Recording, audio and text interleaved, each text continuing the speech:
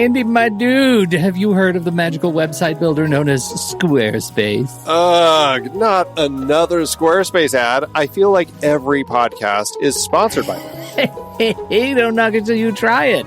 Yes, okay, it is overhyped, but actually it lives up to the hype. Squarespace is like a website fairy godmother. With a click of a button, your site transforms into a beautiful masterpiece. A website fairy godmother? That sounds interesting. What makes it so magical? Well, for starters, those slick templates make anyone look like a professional web designer. Pick one, customize the colors and fonts to match your brand, and voila.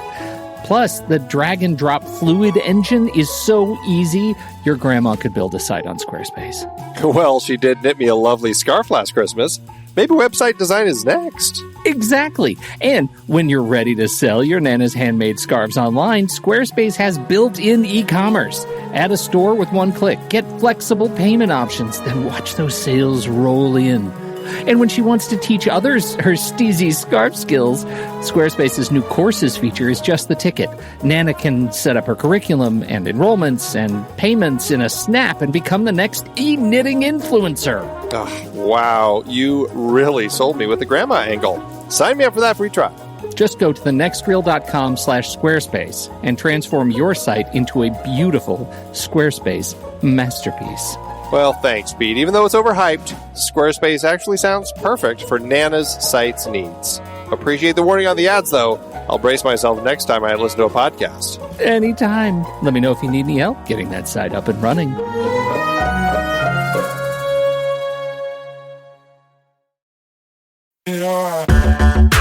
Andy, can you believe we've almost hit 700 episodes of The Next Reel? I know, it's crazy. And with all the other episodes in our family of podcasts, we are well over 1,200 episodes of movie conversation. It's really pretty amazing that we've gotten to have these in-depth movie chats every week for over a decade now. And we couldn't have done it without our loyal community of film fans. Their support over the years has meant so much. For sure. That reminds me, we should give the merch store a shout out. Buying shirts from thenextreel.com/merch is a great way listeners can continue to support the show. Plus, they get to sport our great designs. Absolutely. I think sometimes folks forget we have a variety of shirts, mugs, phone cases, and more available. In fact, a great place to start is with a shirt sporting the Next Reel's logo. We also have that classic Fast Times Spicoli Surf School tee, or the weirdly popular Rusty's European Tour shirt. The one from National Lampoon's European Vacation. Why is that so popular? Search me, but we have sold a ridiculous number of those. I guess there are a lot of Rustys taking trips to Europe?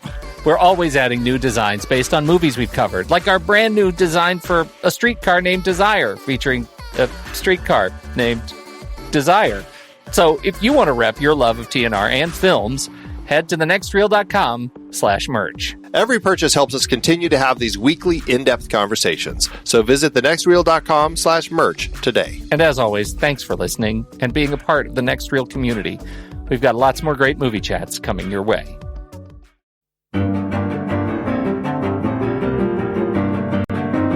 I'm Pete Wright. And I'm Andy Nelson. Welcome to The Next Reel. When the movie ends, our conversation begins. Our time will come is over. You're now a real man. You didn't kneel down after the 2 slashes. 这一次你的任务就是救人。陆黑仔，万一出事了，短枪队就没有了。等胜利才回来，回来收尸。加入短枪队，你就没有想过活得出来？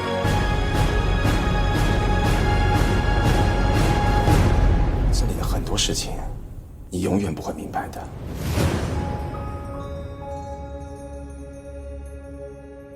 All right, Andy, here we go. This is our penultimate film in our collection of Ann Hui movies. Our Time Will Come. And there you go. Why'd we do this? Why'd we pick this one? Another one that we haven't seen? Another one we hadn't seen that was rated fairly positively and was easier to get than some of the others. Well, that's sure true. So these are tough films to get. This one takes place in the 1940s, and it is the story of a band of guerrillas fighting the authoritarian regime on the over Hong Kong's relationship with China, and with Japan. I mean Japan's relationship in China, just before the occupation of Hong Kong. It was really Hong Kong's relationship with Japan. There's a lot of relationships. It's a real love triangle between Hong Kong and China and Japan. And they loved so hard at this time that they showed it with guerrillas and armies. And so that's what they're talking about. But I thought this was I didn't know if this was a laugh line in Wikipedia. Quote, the film opened in China on July 1st, 2017 to commemorate and coincide with the 20th anniversary of the handover of Hong Kong from the United Kingdom to China. And I wondered if anybody who wrote that had seen this movie. I felt like it was not as celebratory a movie as maybe they thought it was in Wikipedia. Did they see how Deannie Ip ends her role in this movie? Rough statements. She dies for her country. For her country. That's right. Yeah. That's right. Yeah. That's right. This is my favorite time of the show, Andy, where I get to ask you what you think I thought of this movie. Yes. What did Pete think of this movie? I think you thought it was interesting. I don't know if I'd say it's a film that you enjoyed, but I think you found it interesting. Okay. I think based on your tone in talking about what you think I thought of this movie, that you thought the same. I feel like it has some highlight performances, some interesting twists and turns, and overall is a fair to middling experience. Huh, okay. Am I close? Well, we'll see. I guess we're not saying yet. We're not saying yet. Our Time Will Come was rated PG-13 when it was released here in the U.S., and, it's just because it's a war film, I guess. War sorts of things happen. That's where we sit with this one. Yeah, well, there's some straight up CG bullet holes. There are CG bullet holes for sure. Yeah, straight up. You want to watch this movie and help us out? Well, if you see an Apple or an Amazon link to this movie in our show notes, just click on it. It'll take you right to their site, and you can rent or buy the movie. And when you do it, they give us a little tiny chunk of change. So it's a win-win for all of us. You get to watch the movie, we get a little tiny chunk of change, and Amazon gets Apple get a big chunk of change. Maybe Ann Hui even gets a penny or two. I don't know. I hope Ann Hui gets some change. Deannie Ip, I hope she gets a sniff. She gets a sniff off of everything you guys buy from us. That's right. Yeah. And you know what? You know who else gets a sniff of stuff? Us, when you visit the True Story merch store, truestory.fm/TNR merch. It's got shirts, logos. You can put it on anything, really. You want to put the relic stained glass covered in black mold on a cell phone case? You could do that. I've not seen anybody do that, but I triple dog dare you to do that. I think that would be a great case and look appropriately steampunk broken. That would be great. Also, you could get the Spicoli Surf School or Rusty's European Tour shirts and merch, because those are weirdly popular in our store over the holiday season. Now that the holiday season is past, though, we are shaking some things up. Some things are coming down after the new year, and new things are coming up. So, if you're interested and you're listening to this live stream, get them now and then come back later in the new year and get some more. We want to feature audio reviews from you. Just send a 30-second audio review of your thoughts on the films we're talking about to reviews@truestory.fm. Right as soon as you watch the movie, we'll hold on to it. We'll keep it ready. And we just might end up showcasing your voice on the show. Got to get them in quick, though. We record about 2 weeks in advance. So watch the movie, record your clip, send it in to us, and we will drop it in the show. Again, send it to reviews@truestory.fm. I'm not going to do that, Andy. That's stupid, because how would I possibly know what movie you're going to talk about in the future? How would I possibly know that, Andy? That's dumb. Stop saying dumb things. But I would jump in there if you were to say that to Andy. I would say, hey, wait a minute. Andy's my friend. And also, we have a solution for that. You just visit letterboxd.com/thenextreel. That is our profile, our HQ page on Letterboxd, and it has lists of all the movies we're going to talk about. So before you get all twisted up in yourself and get all upset with Andy, who did nothing, by the way, to merit this kind of attention, you go to that page, letterboxd.com/thenextreel, and you'll see the watch list of all the movies we're talking about in future tense. And then you can watch ahead with us like we do and send us your reviews. And be nice. Yes. And also, you're going to fall in love with it there. You're going to fall in love with it. You're going to feel so good about your experience with Letterboxd because they're really nice people and they run a great service. It is the perfect social network for movie lovers. And you're going to say, how can I remove these ads and support the team at Letterboxd? And while I'm at it, give the guys at The Next Reel a little sniff. Well, that's easy. You just go to thenextreel.com/letterboxd, and that will direct you to the upgrade page on Letterboxd service, and it will already have the upgrade code in place so that you can just buy and upgrade your Letterboxd experience to Pro or Patron with a 20% discount off of the price of that. And then you'll have no ads. You will be supporting everybody that needs to be supported, and you will have a great Letterboxd experience as you build your movie-loving Letterboxd life. There you go. You can also, there is actually an upgrade a link in the footer where you can go and upgrade it without going to our fancy link. If you do that, the code is NEXTREEL. 20% off, works for renewals and new users as well. And you know what? It is the holiday season. And if you're looking for a way to show your support of this independent podcast, what better way than by signing up to become a member? If you're familiar with Patreon, and you don't see us over there when you search for it, that's because we're using Patreon's other platform. It's called Memberful. They integrate the platform right into your own website. So if you visit our site, our membership page, then essentially you're visiting us on Patreon. It's just through our own site. And, if you want to become a member, you can become either month to month or at an annual rate. You get all sorts of fantastic holiday goodies. And you know what else I've been hearing? Have you been hearing the Memberful ads on other podcasts? They're actually advertising on podcasts now. Smart. Memberful. Yeah. And so if you are running a community and you sign up to be a Memberful customer, tell them you came from The Next Reel, so maybe they'll come sponsor us. That'd be great. Also, members get access to so many fantastic bonuses. My God, there are so many bonuses. We're wrapping up the year. We did 50 regular shows, and how many bonuses did we do, Andy? Like 300?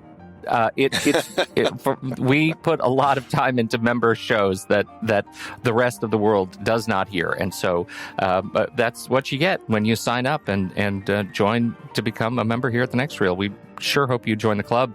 We love doing stuff just for members. We love the community. We've got our monthly member bonus episode that fills in a gap from one of our past series. Members also get to vote on movies that we'll be talking about upcoming in our monthly member bonus episodes. We've got a flick chart re-ranking episode, and we're doing the re-ranking episodes, so the retake episodes at the end of each series. Really, really fun. TrueStory.fm/TNR membership to learn more about our membership tiers. The most it'll cost you is $5 a month or $55 a year.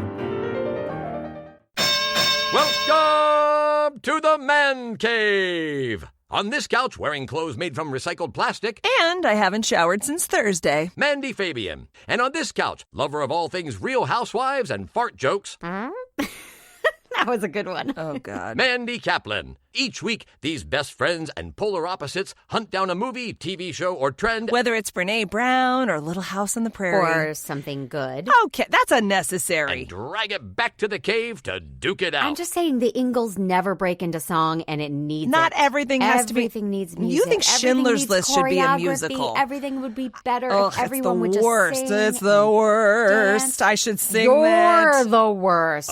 Ladies, can we get back to the... Sorry, tune into the Man Cave wherever you get your podcasts to see if the friendship survives. You're so dramatic. It's a comedy podcast. So's your face. That's a good one. Okay, Andy, Pedro. what'd you think of Blackie Lau? I loved Blackie Lau. What a fun character. I thought he could be Captain China. You know, we've got gets the team together. He's a rogue, running running across and causing mayhem and mischief in the first half of the movie. I want to start with a high point with this movie. I really liked Blackie Lau. I thought he was a lot of fun. He was a real rogue. Yeah, I really liked him. Yeah, so that's positive. Wow. Okay.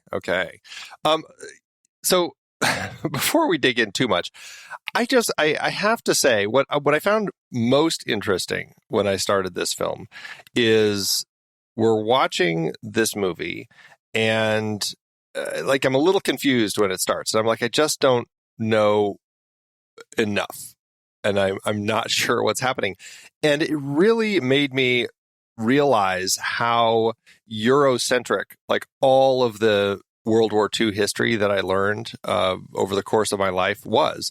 It's I mean, I knew Japan was involved. I knew they bombed Pearl Harbor. I knew that there were a lot of other, conflicts that had happened. But all the conflicts that I really learned about, other than a paragraph or two about, Japan occupying Hong Kong, things like that, it was really when they came into direct conflict with the United States. I didn't learn much. I learned a lot about things going on in Europe with the Nazis and everything. But even thinking about that, it's all of my learning primarily focused on Hitler with little bits of Japan and little bits of Italy. It's I didn't learn as much of those other things. And so when I was watching this film, I'm like, this is a whole perspective on World War II that I just don't get very often. And we're not taught very often. And so as I was watching, it's really interesting to kind of watch this story, thinking about how, people, over in Asia, this is probably more in line with the types of stories they're so much more regularly taught than we are. And we're all taught so much more of the Eurocentric leanings. And to that end, I found it to be a really interesting film because I'm like, this is exciting to kind of watch a film that is on this side of the world dealing with World War II issues that don't involve the United States in any way. And so, I really appreciated that this film ended up on our list just because of that. 100%. And I will say with great enthusiasm, some of this stuff is I file away as just completely mind blowing. The connections, the sort of interwoven threads of geopolitical stage is fascinating. It's fascinating to me that all of this happened, and it was great. And what I really like about that, the spectacle of this examination is that it also feels like such a parallel to so much of the Eurocentric filmmaking that we've seen, or storytelling that we've seen. You could transplant so many of the spy versus spy characters into movies that we've watched and talked about, and yet here we are looking at it. It's wow, this same stuff was happening over here on the other side of the planet, and we just have never explored it. And I thought that was great. And then I stop and I think, God, there's so much wonderful stuff going on. Why am I struggling to stay awake during this movie? It's there's such high points in this movie and such interesting things going on. And I found myself really struggling to track with it. Now, to your point, it could be that so much of this was just new context to me, and it was just overclocking my CPU. But or overtaxing my CPU. But I don't think that's true. I'm a grown man and I'm interested in learning, and I think I can keep up with stuff. I think I am learning that I'm struggling with Ann Hui's direction, and this movie felt, in spite of having incredible source material and some real high points, it struggled to keep my attention, and I think that's a directing thing. I didn't hate it. And I wouldn't want to say that. I didn't hate the movie. I really didn't. I just struggled with it. And when you start with the documentary framing device, you're already setting the bar at a certain point of antagonism for me. I'm not sure that worked. I liked it more than you, definitely. I found it to be an interesting glimpse into this world. I really, really liked all the characters. I found everything. Once I could kind of wrap my head around what was happening. And, it did take me stopping, shortly, like 10 minutes into it and doing a little bit of history lesson online to try contextualizing things a little bit more. So I had a better sense of things. Once I was able to do that and I was able to really kind of get into the movie, like it really flowed for me. I found myself kind of really going along for the ride. I do agree that, by the time I got to the end, I felt like it wasn't so much. I mean, I'm torn a little bit on the directing because I do think that there's a level where I don't know if the directing worked as strongly for me, but I also don't know if it might just be the script because there were the way the script was shaped. It's like it didn't quite it didn't end up going in a direction where I ended up feeling wholly satisfied by the time I got to the end. And I don't know exactly what I would have needed changed to really kind of find it as strong as I was hoping it would have been. But I still found it to be just a really interesting story. And, I actually liked the documentary framing device. It very much reminded me of Warren Beatty's Reds, which is a similar project where, he is telling the story about the people during the Russian Revolution while integrating a lot of interviews of people who were actually there and knew the characters. And so it's an interesting way to kind of contextualize it in history, but then have the story wrapped around it as well. And for me, that I found to be a really interesting thing that just kind of gave it a layer of realism that I felt that it needed. Like I felt like it needed that grounding because sometimes it felt like a very glossy. The production style seemed glossy, and so having that documentary framing device in there grounded it more for me. So I definitely appreciated that. And yeah, I all in all, I mean, I think it was actually a pretty interesting story, and so I would say I liked it. Well, I think that's an interesting thing. On the documentary framing device, for me, when we start with a framing device like that, I'm just circumspect. Is this going to pay off? Is there merit to having this framing device in there at the end that is going to make me turn around at the end and say, that was worth it? It was worth breaking up the story into these sort of vignettes to move us through time or to allow characters to mature, to tell these parts of the story by way of a complete change in tone to the point where the documentary stuff is in black and white until the very end.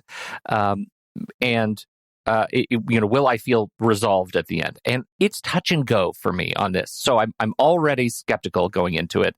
And by the end, that last little vignette, we're introduced to the kid who is the old man in the framing device. And I come away from that segment not feeling like having that connection in particular was the most valuable one in the film. Like I didn't feel like I didn't get why his role was to be highlighted that way, and we only meet him at the end. So the kid, he's in it through the whole film. He was in school with her. Where did we meet him at the beginning? He's the kid who. It's not at the beginning, but it's like within the end of the first act or so. He's the one who he comes in when he goes and digs up the stuff that Blackie Lau had buried by the tree and marked, and then he delivers it. He delivers it to Fang and her friend, and they stay there. And then we see him throughout, kind of doing deliveries and stuff. He kind of became a delivery boy.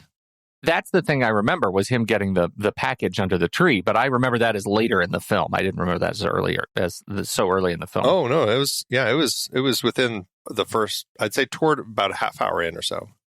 I just felt like, was it worth having that highlight on that character throughout the course of the film to give us, to give us that framing device? I didn't. I just walked away from it having not needed it.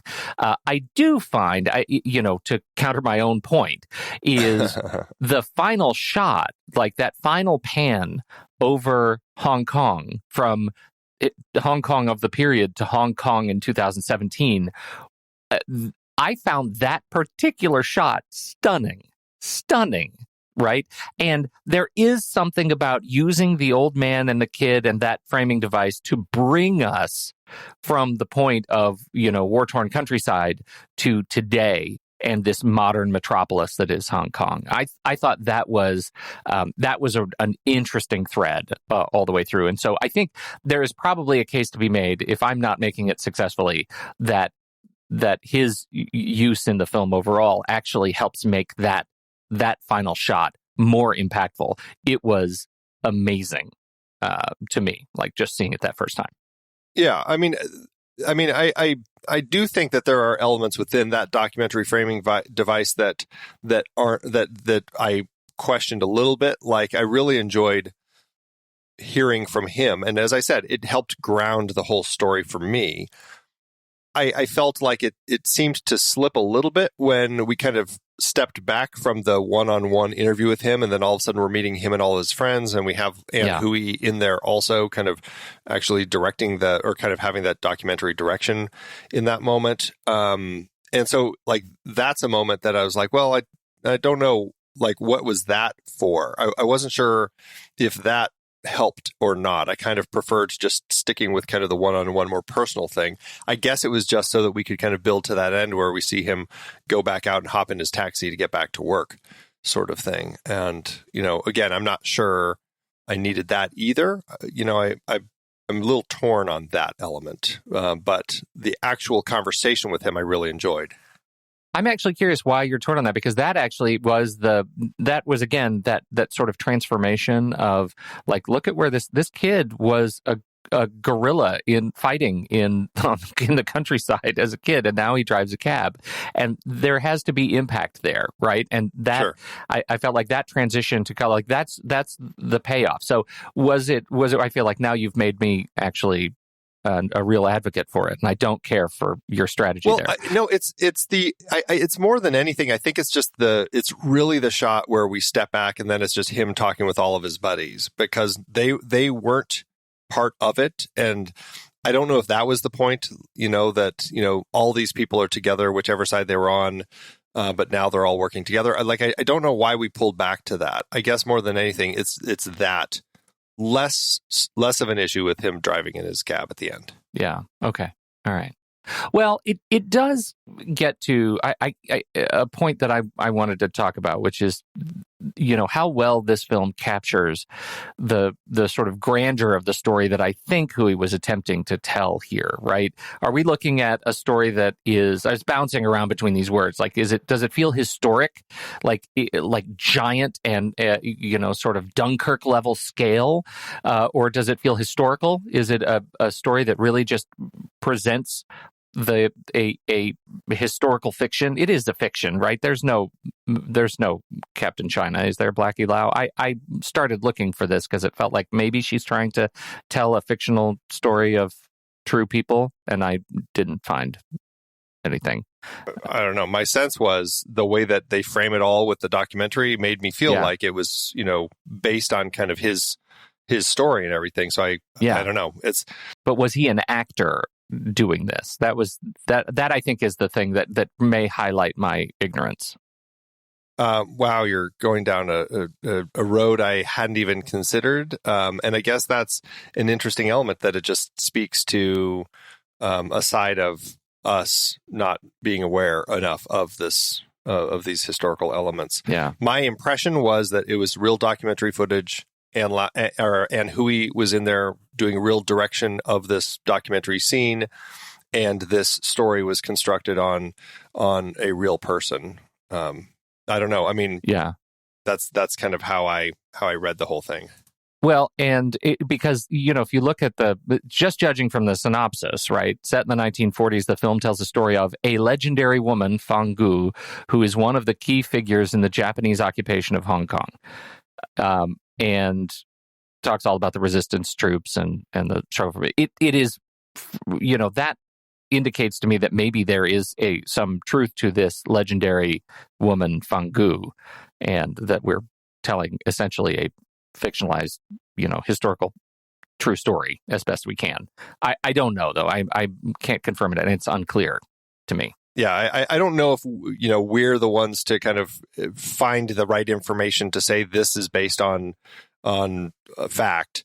I've poked around online and I have found references, but, it's not very clear how, at least in our reading over here on this side of the world, I just don't get a lot of committal in the writings saying that this is based on fact.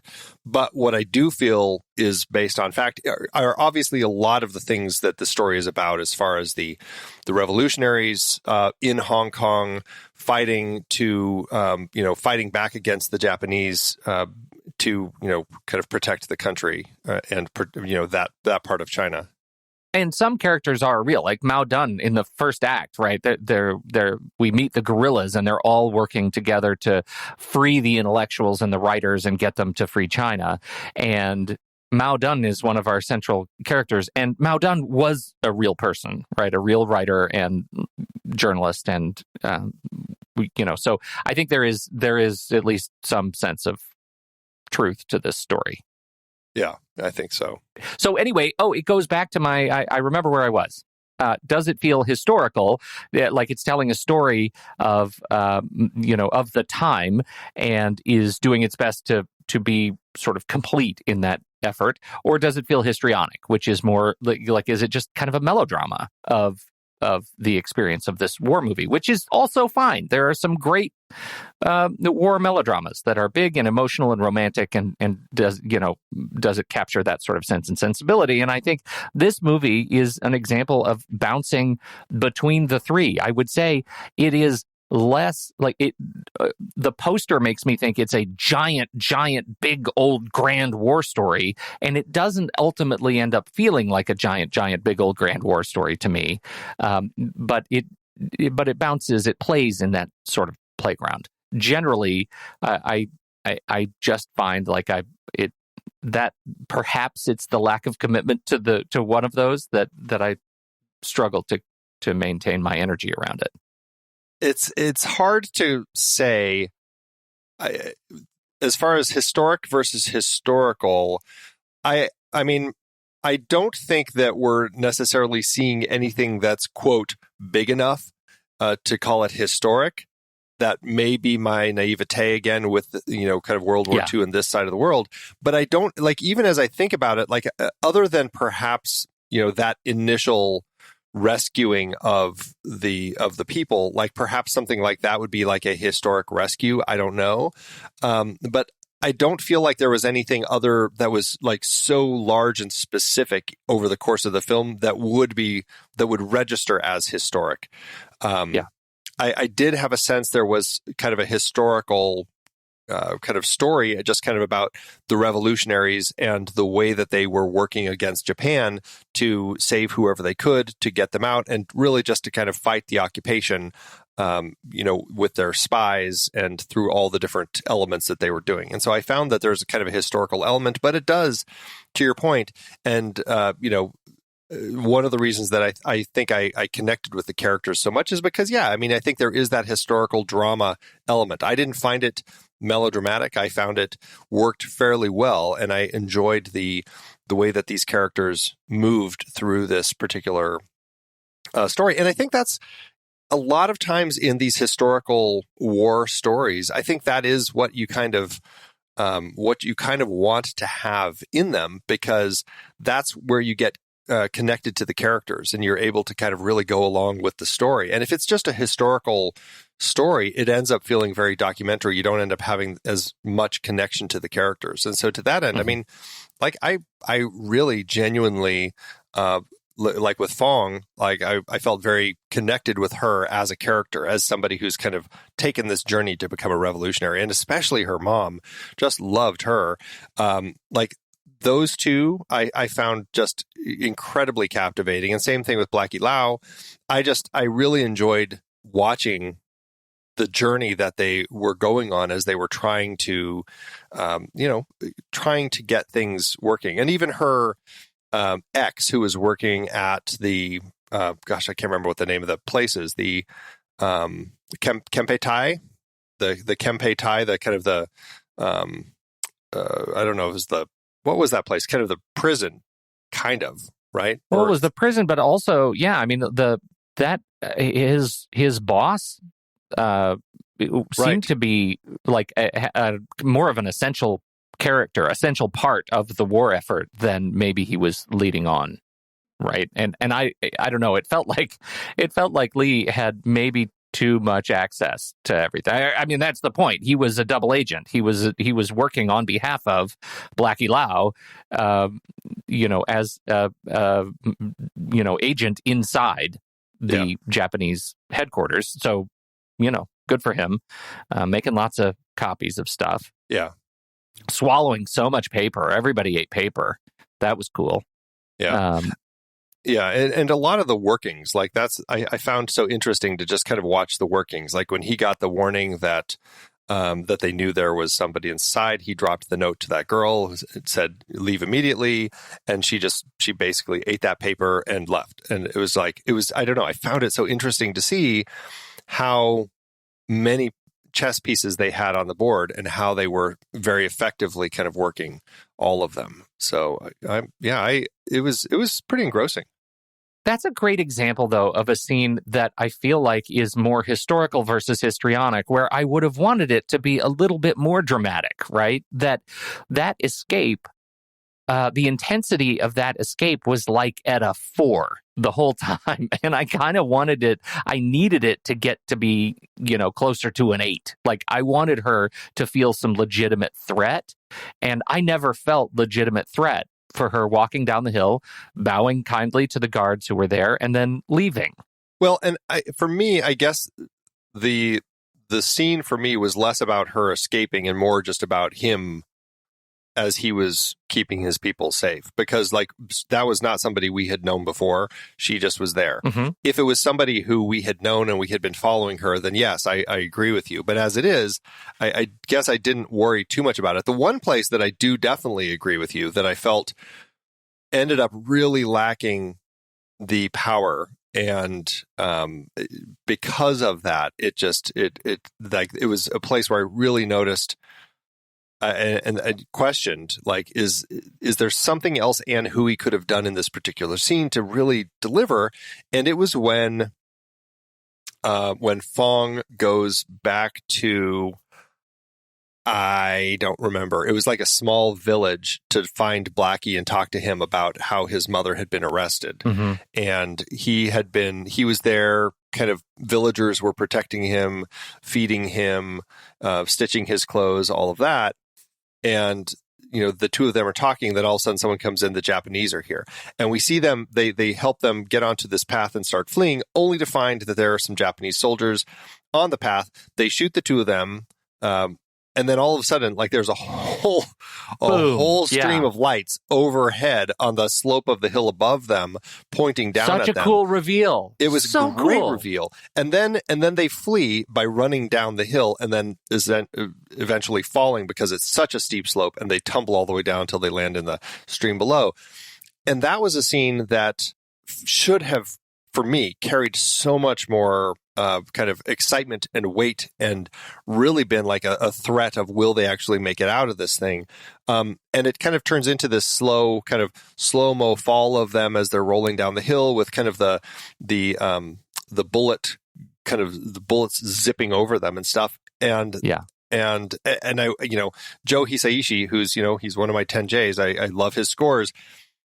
In this particular scene, the music didn't carry the weight that it needed to either. And so everything fell flat in that scene, and it was very frustrating for me. And so, yeah, I feel your pain, how there are scenes in this film that feel like they should have more weight and don't quite hit it. And that is another terrific example as they slide, and it goes into this dreamy, like I kind of felt like they were, maybe it's just because I just saw Spider-Man, but I felt like they were sliding into the multiverse. Like, it is so dreamy, and like it becomes so kind of hand wavy and glossy and blurry, and the tracers are so beautiful. Like, it is really beautiful, but it ends in a giant harumph, like as they land in the water, and it's just like they stand up, and that's the end of this scene. There's nothing, and I needed to be a real threat. And to go back to the last scene I was talking about, I didn't even need to have hers be the threat as she's walking down the hill past the garden. I just felt like even Lee was not under any sort of threat. Like, he was able to help her leave and just watch her go from the balcony. Like, there was no sense that he was potentially in trouble. So these are just examples, I think, of that, of snatching defeat from the jaws of victory. Like, great setups, great spy espionage, like wartime threat setups that end, that end with a kind of a lame rim shot. Mm. Interesting. I do feel that there are those elements. I don't think I found quite as many of them in the film as it seems you did. Well, I go all the way to the end. Her final hug with Blackie Lau as he gets off. He runs off into the boat and sails off into the end. This I wanted to talk a little bit about the love, sort of weird love triangle in the movie. It's more of a love vector, I guess, where Lee starts by proposing to her. The entire movie starts where he's proposing. He wants to get married with her in the first act, and she says, no, why would we do that? Because, like, we're going to war. Why would we? Or everybody's uncertain, and you're about to leave. You're going to take this job. Why would I possibly want to get married to you right now? What's the point? Well, now we see toward the end that there is she also likes Blackie Lau. Like, there's a real sense that she's attracted to him. So there is an undercurrent of potential romance that is ultimately unrequited. And I can't believe I'm saying this. I kind of wanted more of a romance movie in this thing, because at the very end, when Blackie Lau leaves on the boat, she ends with the most sanitized smile that I've ever seen. Like, where's he going? It's uncertain future. I want a little bit more drama. Joe Hisaishi's score there, I think, is beautiful, and it captures the wonderful overall tone and theme of an experience of the movie that I wanted. And I just didn't see it in the characters on screen. It was like almost the opposite, like too much weight in the emotional, like what they were trying to do with this beautiful score to pair it with, some just kind of middling to fair see you laters. Well, I mean, I can see your point a little bit. I don't think I'm glad it didn't go down the romance road. And, that's often one of those things. Not it's even like, a geez, little bit, not even a kiss. No, because not it's even one of those things, like, do we need to have, like, it's so often we ask ourselves, why are they having a relationship in this movie only just to have a relationship? And it's so frustrating. And it's like, we don't need that here. And the whole proposal at the beginning, I mean, that all felt like he was just doing it because he felt like he needed to do it. It didn't feel like he was that sincere about it. It just felt like the thing to do, kind of like when she goes to her cousin's wedding and her cousin's like, it just needed to do it. And and so, I think that she felt that coming from Lee when he proposed. Like, he's just doing it because he's just feeling like that they should do it, but it's not really something that he was looking to do. And so I never felt like there was that intense romance there anyway. It felt like she was too, the direction in her life was not, I just want to be kind of, the wife sitting at home sort of thing. Like, she had so much more potential.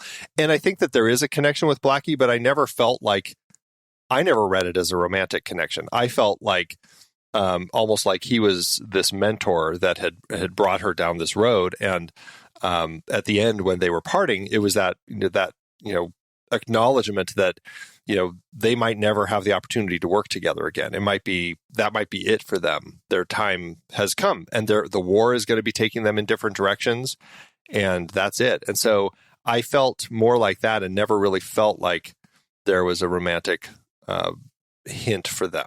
At least that's the way I read it.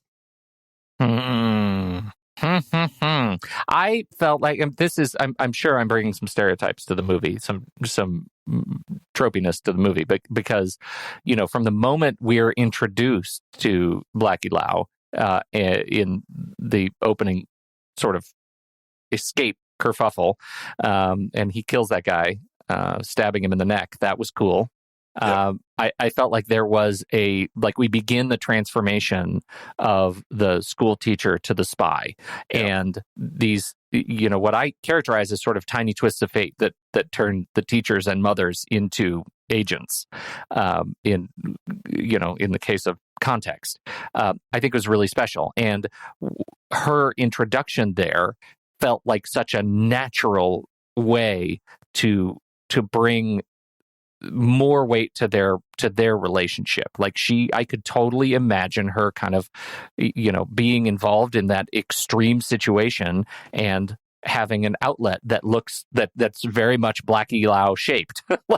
He becomes this legendary hero, right? And has so many great legendary hero moments when he stands up in the middle of that banquet and says, "I'm the guy you're looking for." That was such a great action beat, right? That was such a great moment. And I felt like that's a guy she could logically crush on, and that's probably too simple of a read of the film. I get that, but you're such a typical Westerner. I wanted it. I guess I am. I felt like the movie was trying to set me up. It's just sort of another example of the movie setting me up for a thing, and my brain playing it out in my head in a movie that I think I liked better. I think it's clear already from our conversation that you are the one who's in love with Blackie Lau here, Pete. It's 100% Andy, clear. 100%. I love Blackie Lau. I think Eddie Peng is fantastic. And to that point, I start looking at the casting of all of these characters, right? From Wallace Huo who played Lee, and he is a Taiwanese actor, singer, and producer, and Eddie Peng, who is a actor, singer, and model. And I just felt like, my God, all the casting of these actor, singer, Chinese, Taiwanese actor, singer, producers. Is this the equivalent of just casting Harry Styles in Dunkirk as every character? They all are complete, multi-talented, multi-marketed performers. And I actually thought they were great. I think the casting of this was really perfect. And yes, I do love Captain China. I don't know. I didn't read their relationship that way ever. I found it to be the way that he was so charismatic as this revolutionary leader who kind of comes into her life in such a surprising and violent way. It more than anything, it opened the doors for her to the future that she had been kind of hoping to find. I feel like she was one of those characters who was strong and had something. It just kind of probably felt like, if this was a musical, she would have that song, what am I meant to become sort of song. And that moment when he did that and kind of introduced her and kind of thrust her into this whole thing, it became that moment for her where it's just like a chance for more and a chance to do something and a chance to kind of become somebody. And so that's how I always read their relationship. He was just this person in her life who was the one who was able to kind of help her become something more. All right. I guess I just needed her to be a little bit more thirsty. You're the thirsty one here. Oh my gosh. Okay. And of course, Deannie Ip as mom. This is probably my favorite character arc in the movie, mostly because I found such a connection to her after The Simple Life. I think she's just fantastic. And to watch her make that transformation, not necessarily because of her advocacy of any particular side of the war, but to just help out her daughter. It's just, I thought it was great. And the fact that she makes that turn and then sort of oozes into her feeling of passion toward the role that she's undertaken to the very end, where she makes that final her final sort of speech. I'll never tell my daughter, if you get out of here, tell my daughter I'll never talk. Yeah. I thought that was really great, and so anytime she was on screen, I was attentive. She was, absolutely a fantastic element of the story. And it was really, like you said, I mean, her journey was very powerful. And it's interesting how she kind of never saw that for her daughter. But her daughter takes on the role. And then I love that transition, how she also does start doing these little things like, oh, I'll let you rest, and I'm just going to go deliver this medicine to the herb shop or whatever, and just did these little tiny things. And I mean, it was a big surprise when she is caught. And, I suppose to a certain extent, like, she never had the Blackie Lau character in her life to kind of train her on being covert, but still she did a pretty good job of it. But still, I think there was a little bit of naivete with kind of the way that she jumped into it, especially when she did bring that other girl on the boat and they got caught. I mean, it's a tough direction that her story ends up going, and it's a dark journey for sure. But I was really moved by the way that her story that it did resolve. It was a difficult journey, but I really was glad that she was in it and just carried that role so well.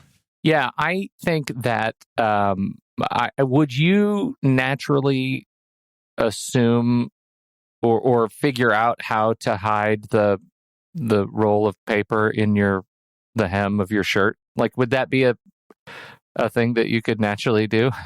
I feel like I would be thinking other things, but the idea of like sewing it into seam was so pretty smart. Clever. Yeah, pretty clever. It's so smart, especially. I mean, I think she was great at making the case, and I think only in hindsight, like, I don't know that would be the first thing that I would figure out, but I'm really glad she did, and I think it was just really smart.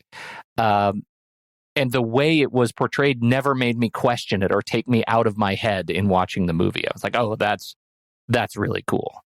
Exactly. Yeah, it was very cool. Good for her. But it was a really interesting surprise. And this is something that, took me by surprise quite a bit when she does get to the boat, how those, I think they were people from India who were working also with the Japanese in that particular case. It looked like Sikhs on the boat. Right. And how they actually, it almost felt like they were extorting everybody, like the way that they were demanding everyone give them all their money to get the boat going. Like, it was kind of a surprise. And then the way that they actually start searching everybody, because they're like, oh, they're always hiding their money, only to discover that paper. It's just one of those, it's one of those tragic things that happens in a story like this. It's just such a simple thing. You get the wrong people there who are doing that search, and that's it. Well, and she does have, as we'll see in the next movie that we talk about, some real boat tragedy that just continues, which in the movie we're going to talk about next week. I mean, she's got a thing with boats, Ann Hui. Nothing good ever happened to Ann Hui on a boat. That should be on a shirt. All right. Anything else that's hot for you? I guess I do ask the question. The last couple of movies that we've talked about with Ann Hui have not been particularly action-oriented movies. Well, Simple Life, I mean, that was definitely a quiet relationship story. And then Song of the Exile, it never really goes into the war elements that are there kind of in the grandfather's storyline, things like that. You have a sense of stuff around, but we see that story so much from the daughter's perspective, and she's, as she says, she's fairly clueless to that stuff that's going on in the world. And so I feel like we're purposefully kept out of that, and that ends up feeling much more just like a mother-daughter bonding drama. And so this film definitely is, I don't know enough about Ann Hui's filmography to determine how often she's done war films, how often she hasn't. But knowing what we're going to be talking about next week, and that being kind of a film that certainly is taking place kind of in wartime or post-wartime, this one feels, kind of in line with that more than the previous two. Well, so how do you think she handles shooting this sort of action? Sometimes pretty good. Sometimes I feel like I don't feel it works quite as well. Also, as a side note to this part of the conversation, this is a period drama, obviously, and to that end, we do end up seeing some CG elements periodically. It's not a ton of stuff, but I don't know why, but like the quality of the CG doesn't seem as high as I guess we're just used to over in kind of the Hollywood standards. But like when the bombings start happening, there's like an air raid, and a whole bunch of planes are flying overhead. We have her look out the window and we see all these kind of squadrons flying by. Those planes looked really fake. And likewise, as you already mentioned, we have kind of those CG bullet holes that pop up in the end of the film. And, as David Fincher has proven, you don't necessarily need to do real kind of squibs or anything like that anymore. CG blood, all of that stuff works exceptionally well in the right hands. And in the case of this film, just the CG always felt a little shoddier than it should have been. Yes, I agree. And when it's a period film, that makes it a little harder because you're already buying into this older world. And so modern low quality CG makes it harder to read.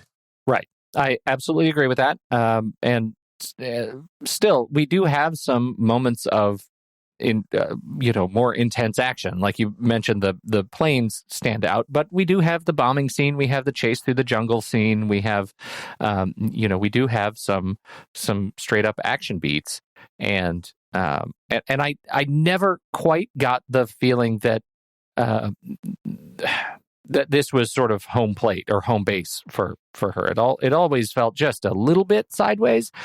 Not so much that it took me necessarily out of the film, but I think maybe it was those beats, writ large that I struggled with my, with my setup payoff concerns.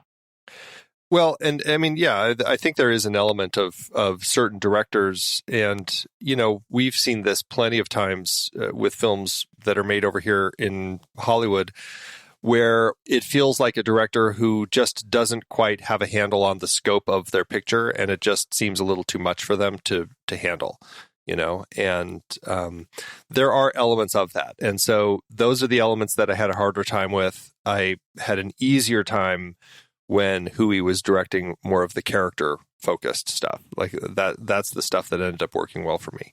That being said, I mean, there were some moments within those, like when we have Blackie and Fong on that trail and they run into those two Japanese soldiers, they turn around and pull their guns out and shoot them. Like that part of that whole scene, that was handled really well. Like I enjoyed the way that played out.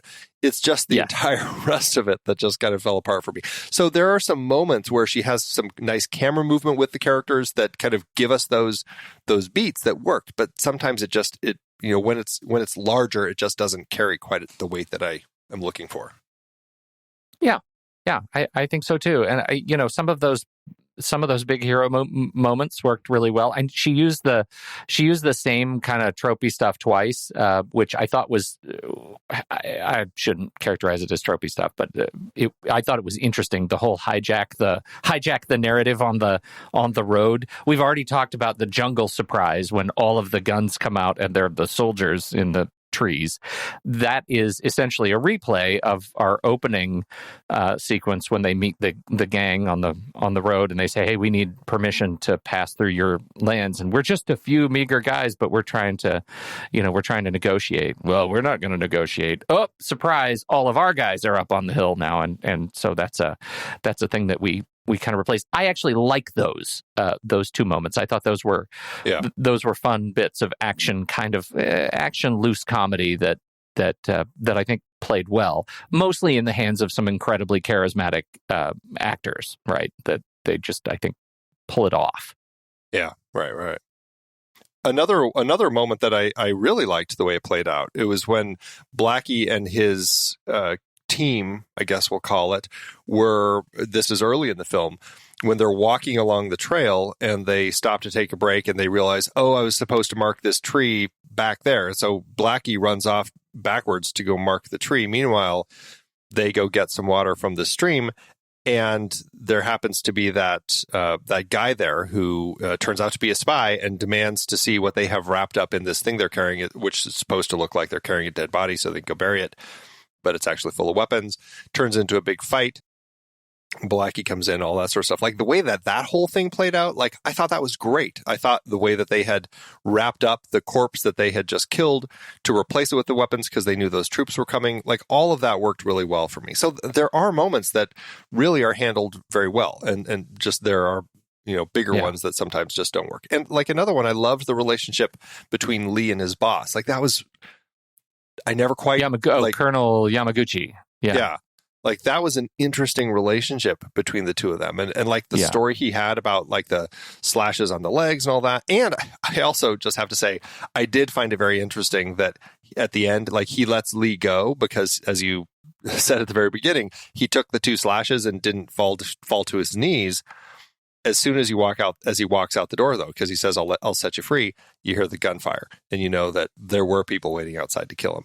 Oh, God, I hated that. But I loved it, hated it, right? Like that was just crushing. There are a lot of bullets fired off screen that are really weighty in this movie. Right.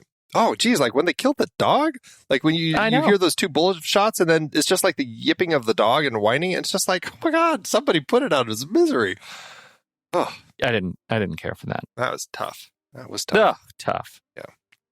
Well, I think that this is a really interesting film, and I think, I don't know, I enjoyed it. Maybe more so now that we've had a chance to talk about it. Okay. Well, I don't know that I like it any more than you liked it after our conversation. I think I might feel more cemented in my opinion that I just wish for a little bit more from these characters, from the way they were written. But I do feel like it might be less Ann Hui issues that I have than it is with the script. I'm thinking that might be it. Maybe I need to be thinking more about Eddie Peng as a screenwriter than Ann Hui. I see. Well, lots to think about with this one. But right now, we're going to take a short break and read our credits. The Next Reel is a production of True Story FM, engineering by Andy Nelson, music by Enzo Bellomo, Oriol Novella, and Eli Catlin. Andy usually finds all the stats for the awards and numbers at the-numbers.com, boxofficemojo.com, imdb.com, and wikipedia.org. Find the show at truestory.fm. And if your podcast app allows ratings and reviews, please consider doing that for our show. All right, Andy. How'd it do at awards season? Really well. This film had 18 wins, 36 other nominations. And again, this speaks to kind of what we had been saying with some of the previous films. Is a lot of the awards and festivals that it played at were in Asia, at the Asia Pacific Screen Awards, the Asian Film Awards, the Beijing or the Changchun Film Festival, China Film Directors Guild Awards, Chinese American Film Festival, Chinese Film Festival, Chinese Film Media Awards, Faroe Island Film Festival, Golden Horse Film Festival, Hong Kong Directors Guild Awards, Hong Kong Film Awards. Just so many of these. So I'm not going to touch on many of these, but I just want to go through the Hong Kong Film Awards, where it won Best Picture, Best Director, Best Supporting Actress for Deannie Ip, Best Art Direction, and Best Original Score. Also nominated for Xun Zhou, was nominated for Best Actress, but lost to Teresa Mo in Tomorrow is Another Day. Best Cinematography, it was nominated, but lost to Chasing the Dragon. Best Costume and Makeup Design was nominated, but lost to Journey to the West, The Demons Strike Back. Interesting one. Best Film Editing was nominated, but lost to Chasing the Dragon. And Best Screenplay, it was nominated, but lost to Love, Education. Best Sound Design, it was nominated, and lost to Paradox. So Yeah, lots of awards, kind of broad spectrum of recognition across acting and technical awards, direction, etc. All right. Well, did all of those awards yield support at the box office? Did this film make any money?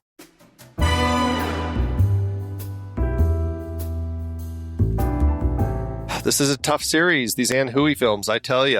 No budget information is available for this one like last time. This movie opened June 21st, 2017 at the Shanghai Film Festival. Then China, July 1st, as you said, to kind of tie in with the 20th anniversary of the handing over from the UK to China or Hong Kong. Then it opened Hong Kong July 6th, the US and Canada July 7th, opposite Spider-Man Homecoming and A Ghost Story.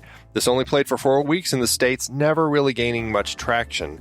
It made 111.6 thousand domestically and 9.4 million internationally for a total gross of 9.9 million in today's dollars. But without the budget info, I just have no way to tell if it made or lost money overall.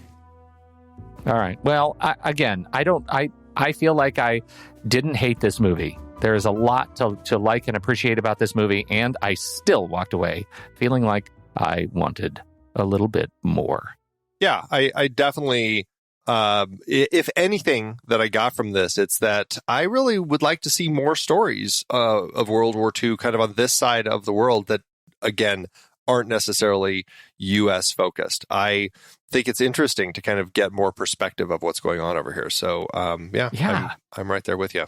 Yeah, what a neat just exploration of history. That I do like it when I feel like I'm opened up to a new perspective that I've just never been introduced to. And this was a really interesting one. The history of Hong Kong and occupation and World War II, fascinating. So I'm in for that. Yeah, very much so. We will be right back with our ratings, but first, here's the trailer for next week's movie, Boat People. 今日睇佢哋公審嘅做咩？佢要做多10年苦工。佢幫我揾過好多錢，佢發夢都諗住 New Orleans 開個巴嘅，仲諗住揾我去做媽咪生。佢話我要做到70歲。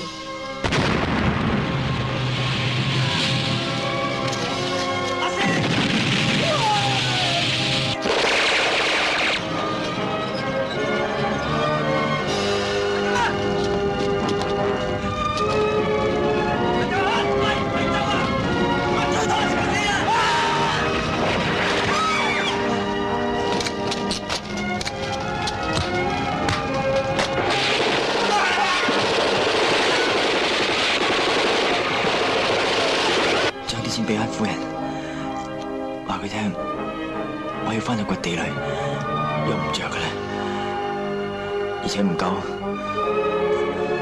呢啲錢用嚟做咩嘅？買路錢，你要離開越南咩？ All right, Andy, we're back with our conversation about Letterboxd and how we're going to rate this thing. It's a real horse race. Is it? I feel like I don't know where you're going to land.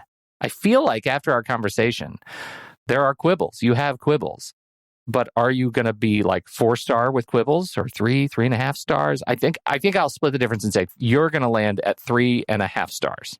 I am 3.5 is where I sit with this one. I really enjoyed the film. I found it to be very interesting. I loved the characters. I never connected quite as much as I wanted to, but 3.5 with a heart is where I sit. What about you?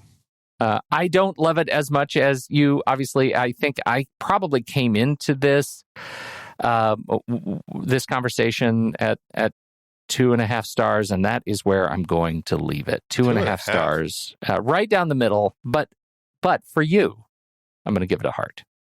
But is it a heart for Ann Hui? You know who it's a heart for? I think you know. Deannie. Captain China, man. It's Blackie Lau. My heart beats for Blackie Lau. Of course. So much charisma. So what did you think about Our Time Will Come? We want to know. Hop into the Show Talk channel over in our Discord community, where we are going to be talking about this movie with you this week. When the movie ends, our conversation begins.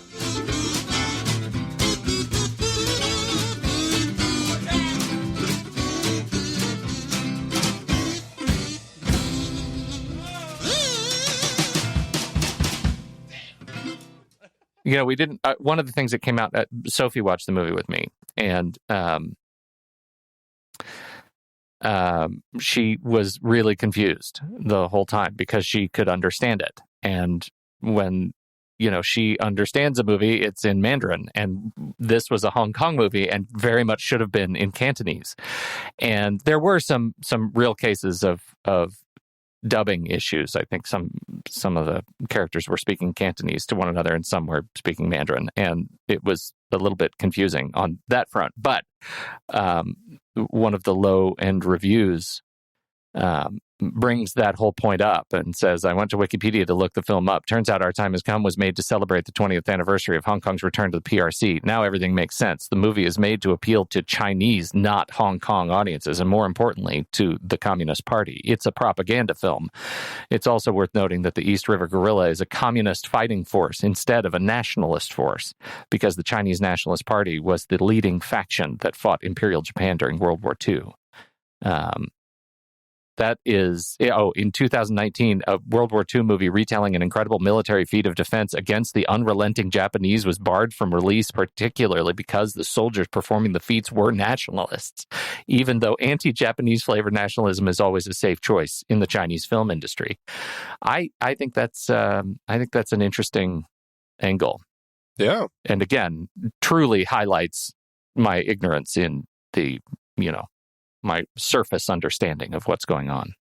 Well, it's interesting because it does make me, I get it, like being a Hong Kong filmmaker in that period, or in this period, 2017. This period, right. You're likely, working to a certain extent to appease the Chinese, government.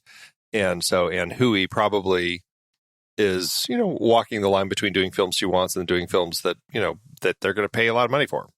So. Well, this is a little bit later in the review. I don't dislike Our Time Has Come because it is propaganda. I dislike it because it's bad propaganda. Ann Hui has made some social realism movies and a long line of commercial ones, and this one firmly falls into the commercial camp. It's an artless husk beneath great cinematography, a cheap plastic trophy in celluloid form, manufactured to kiss ass. I'm reading this one. That sounds like you just did. I think we just had that conversation. I think we just did. It's good. Really long. I'm not going to do the whole thing. I'm not going to read the rest of it, but I think it is. It's a great. It's a great perspective and one I feel like I need to read up on. Definitely. Oh, by the way, Letterboxd giveth, everybody. All right. Well, I'm going a totally different direction. I ended up with Nugget Machine, who gave it 3.5 stars and a heart, just like me, and said, "Mamas, don't let your babies grow up to be resistance fighters under wartime occupation." Okay, to be fair to the mama, she did try to prevent exactly that. That was awesome. I didn't expect you were going to sing. I love that you dropped singing into the review. Sometimes. Oh, well done. Thanks, Letterboxd. Andy, it's hard to believe we've been having weekly conversations about movies since 2011. Oh, you're telling me. Producing this show week after week is so much fun, but it does require a ton of work behind the scenes. If you'd like to help support our efforts, one easy way is by using our Originals page when shopping for books and movies that we've covered. Your purchases made through our links give us a small commission at no extra cost to you and allow us to keep having these great discussions. The Originals page at thenextreel.com/originals has links to purchase the source material behind our adapted film discussions. Your purchases there help support the show at no extra cost. For the entirety of Season 11, we featured films directed by women. The only exceptions were some of our member bonus episodes. We talked about The Lure for our Horror Debuts series, which is a very loose adaptation of The Little Mermaid by Hans Christian Andersen. Definitely miles from the Disney versions. For our 10-year anniversary series, we covered We Need to Talk About Kevin, taken from the Lionel Shriver novel. Man, that was brilliant. And horrifying. Yeah. The Journalist series included Merrily We Go to Hell and The Weight of Water, adapted from Anita Shreve's bestseller. We filled some gaps in previous series with member bonus episodes on adaptations like Malcolm X, Mr. Blandings Builds His Dream House, Cactus Flower, Wild at Heart, Life Force, and The Blues Brothers. Our John Hurd series looked at a trio of adaptations: Chilly Scenes of Winter from the novel by Ann Beatty, Awakenings based on Oliver Sacks' nonfiction book, and Rambling Rose adapted from the Calder Willingham novel. 2 films in our coming-of-age debuts series were adapted from books: The Virgin Suicides from Jeffrey Eugenides, and The Diary of a Teenage Girl, Phoebe Glockner's graphic novel. We had Queen of Katwe for our sports series based on Tim Crothers' nonfiction book. And Clueless kicked off our 90s comedy series, loosely adapted from Jane Austen's Emma. It totally took place in the 90s, though. Find all of these books and more adaptations on our originals page at thenextreel.com/originals. Start your next read from the movies we've covered. Visit thenextreel.com/originals today.